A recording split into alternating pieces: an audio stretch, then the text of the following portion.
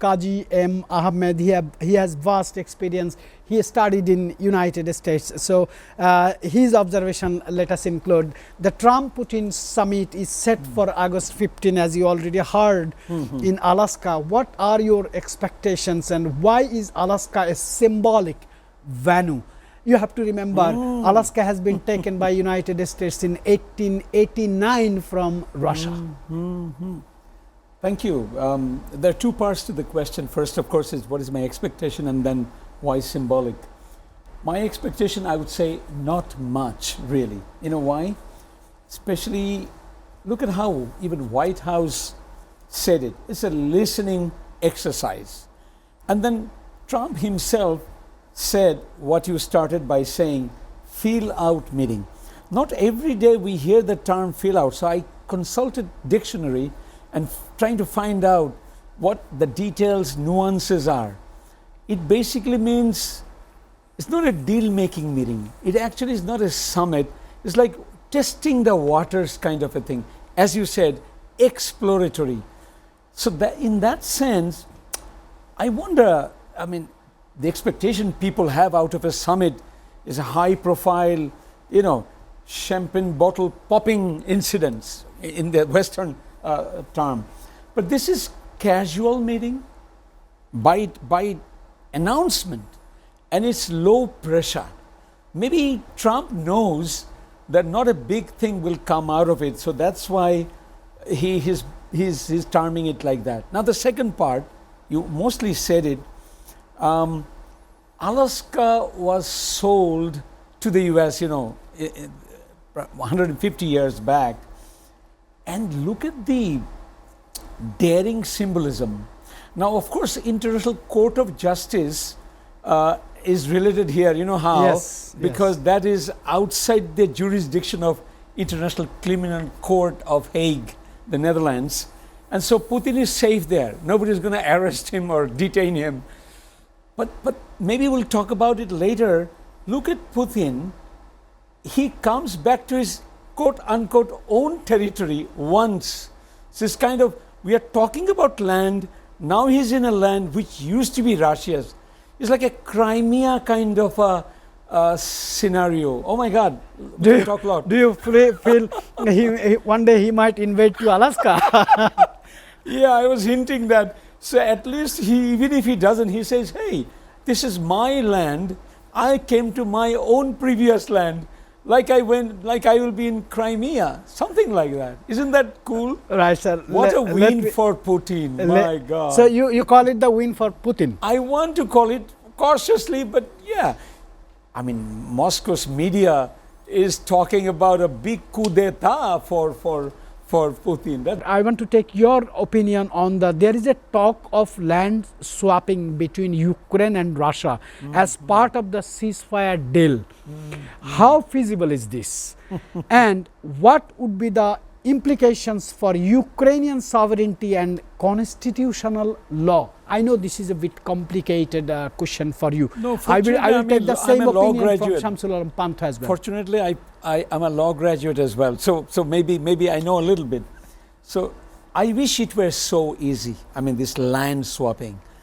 Now, if you go through Constitution of Ukraine, you will find that territorial change require national referendum. Now, it would have been easier if presidential decree was enough. No, this is not going to work. Would cabinet vote suffice? No. Third, even entire parliament, even if they agree, still the territorial integrity must not be compromised. Only national referendum, Ukrainian citizens, everybody together through a national referendum, if they say yes, only then swapping is possible. So technically, even if Putin included or in future includes Zelensky, if Zelensky agrees, doesn't work. Actually, you have to go to all the citizens of Ukraine. Now, mind you, polls after polls done in Ukraine with the citizens have shown that they have a very clear signal.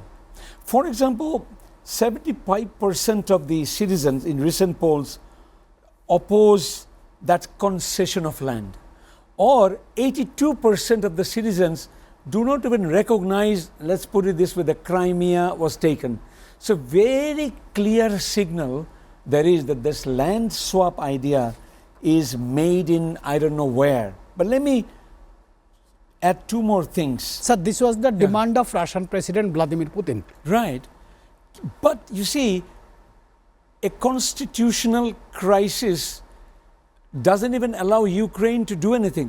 What is the way out except doing that? It would be treason. It would be for Zelensky or anybody who would unilaterally would decide. Now, but there is other issues. Suppose it happens. Look at how Ukraine's become weak.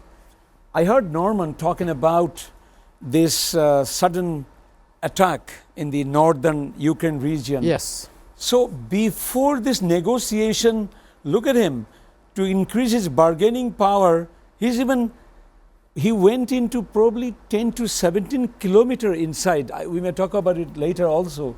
So in other words, this weakens Ukraine for future.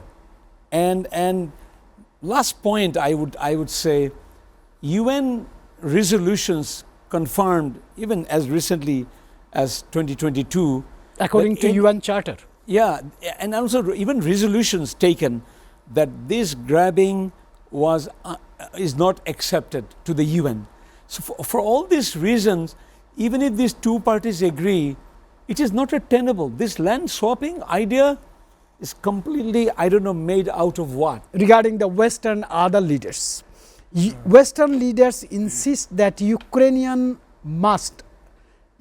president must be part of any negotiations because he is the leader of Ukraine. Is it realistic to secure a peace deal without Kiev at the table? I mean, without Volodymyr Zelensky at the table? This is almost a rhetorical question, meaning the answer is known, and I would say no. I would like to draw your attention to two slogans that are very strongly uttered in Ukraine as well as in Europe. One is, no Ukraine, no peace, no matter what talks wherever happening. Now, second one is, nothing about Ukraine without Ukraine. I kind of like the slogans, you know. Very, very complicated. You talk about Ukraine, Ukraine is not there. Pantubhai. I mean, Yes. that's the simple logic. But we will probably later discuss why Trump is meeting Putin. There's so many other optics showing, in the domestically for Trump. We'll may discuss later. But Western leaders, including NATO, EU, even, of course, Ukraine itself, affirm that any negotiating peace without Kyiv is unacceptable. And even if, I'll come back to this again probably later, that suppose Kyiv is also part of the negotiation. But even then, what is called credible guarantee that in future there will be no more aggression, even that Kyiv wants to place on the table. Without it, these peace deals become very short-lived. Historical precedents are there. And internationally, this creates a very bad precedent for many other situations. It will almost like legitimize land grabbing, of another country, and later have a peace and then consider taken. So this is why I would say nope, no Ukraine, no peace. With Russia accused of using its advance to leverage summit talks. My question is, do you foresee escalation or de-escalation post-Alaska summit between these two counterparts? Okay. De-escalation or escalation. Now, few days before this summit, Norman mentioned it, it came in my previous discussion. Look at what Putin did just as a bargaining chip. it attacked the eastern Ukraine region, meaning, so apparently it rather escalated, but of course we know there is a purpose to it. Now, where is the de-escalation? If the meeting is informal, it's a fill-out meeting, it's casual, de-escalation is a very serious meeting. But of course, if a meeting like that releases, I think the figure is 19,500 kids who were kidnapped from Ukraine during the war. If those are released, that could be a big achievement in a humanitarian side de-escalation, if not anything else. More importantly, I would say the tactical pause, I think again, Russia might take advantage of that tactical pause. That okay, it looks like a de-escalation for Russia to regroup, strengthen itself, and be even stronger. That's what at least Ukraine's narrative is. So I actually don't see much escalation temporarily. De-escalation can be only human on the human side, but not really there.